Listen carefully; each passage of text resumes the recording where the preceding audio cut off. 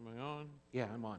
I was watching television yesterday, and I was watching a show where these people dig, and they go to different places in the country, and they dig, and they find all kind of really neat things that people used to use a long time ago. And what really got me interested was that this show, they were digging right here in Mechanicsville. And you know what they were digging for? Shark teeth. Shark teeth. And the man who was digging explained that thousands and thousands of years ago, that parts of Mechanicsville used to be underwater. And so they were digging for gigantic shark's teeth, and they found one. And this shark's tooth was like this big. And they said that the mouth that it went into was huge. It could swallow a person whole. They said this kind of shark that used to be in Mechanicsville was 60 feet long. Now, if you want to imagine, 60 feet would be like from the front pew most of the way to the back. That's how, can you imagine a shark that big? Used to live in Mechanicsville. I think he moved to Richmond now, so we're safe.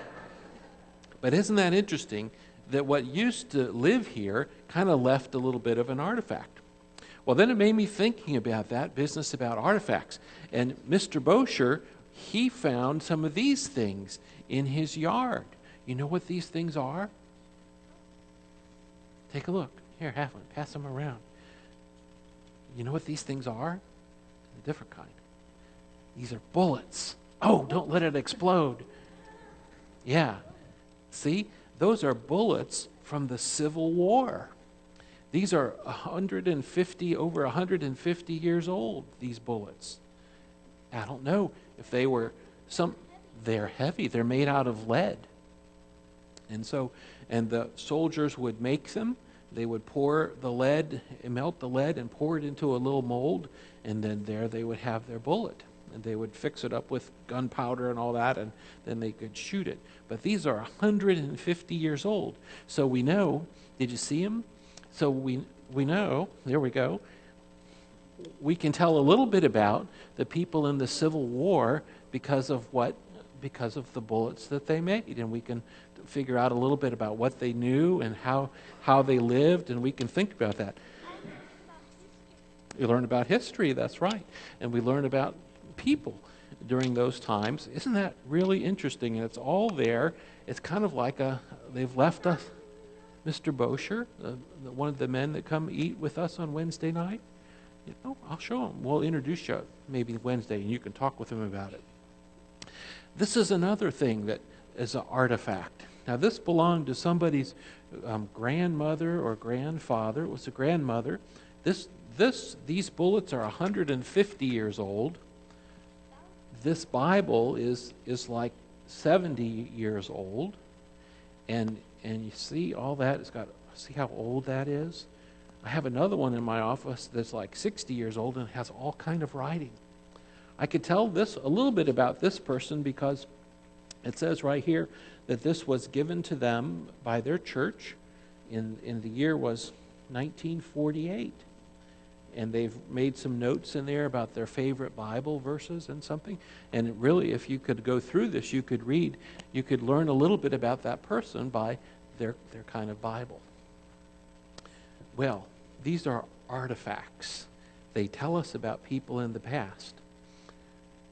But you know what? I'm looking at artifacts right now. You are artifacts. How? Well, soldiers, you know, the shark left his teeth behind, and the soldiers left the bullets behind.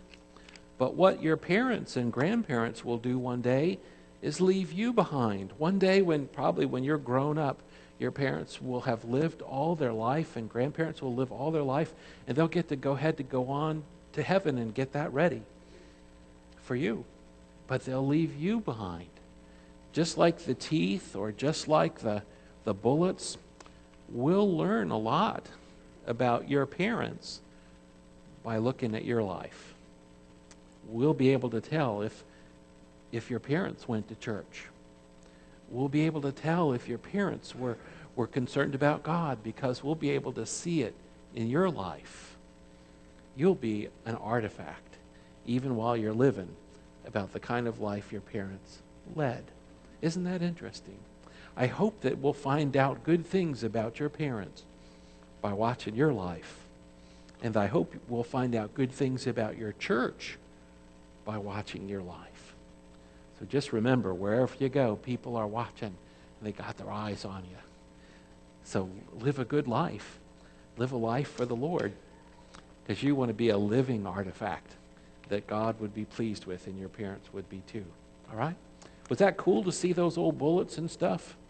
All right. Well, just keep your eyes out for those big sharks when you go, all right? All right. See you next time. Thanks for coming on.